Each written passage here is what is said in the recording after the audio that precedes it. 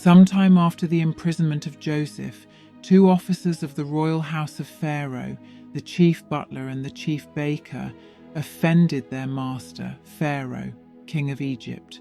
And Pharaoh cast them into the prison in the house of the captain of the guard, the same prison where Joseph was put, and the captain of the guard assigned them to Joseph, who tended to them.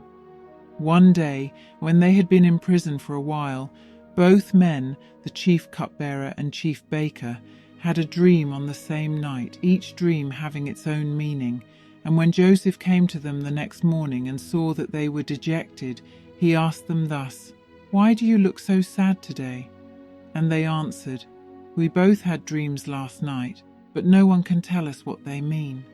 But Joseph said to them, "Do interpretations not belong to God? I pray you, tell me your dreams."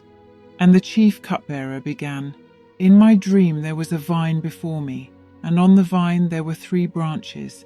As soon as it budded, it blossomed, and the clusters ripened into grapes. Pharaoh's cup was in my hand, and I took the grapes, squeezed them into Pharaoh's cup, and put the cup in his hand." And Joseph said to him, "This is what the dream means. The 3 branches represent 3 days. Within 3 days, Pharaoh will lift you up and restore you to your former position, and you will put Pharaoh's cup in his hand, just as you used to do when you were his cupbearer.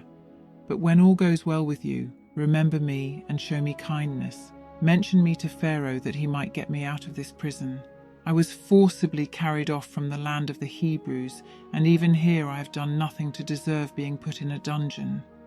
When the chief baker saw that Joseph had given a favorable interpretation, he said to Joseph, "I too had a dream.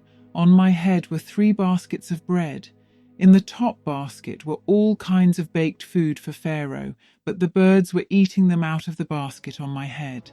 And Joseph said to him, "This is what the dream means. The 3 baskets also represent 3 days. Within 3 days, Pharaoh will take off your head and impale your body on a pole, and the birds will eat away your flesh." And it all came to pass as Joseph had foretold, for in 3 days' time, which was Pharaoh's birthday, Pharaoh made a feast for all his servants and summoned the chief cupbearer and the chief baker among his servants. He restored the chief cupbearer to his position, so that he once again put the cup into his hand, but he impaled the chief baker, just as Joseph had interpreted. However, the chief cupbearer did not remember Joseph, but forgot all about him, never giving him another thought.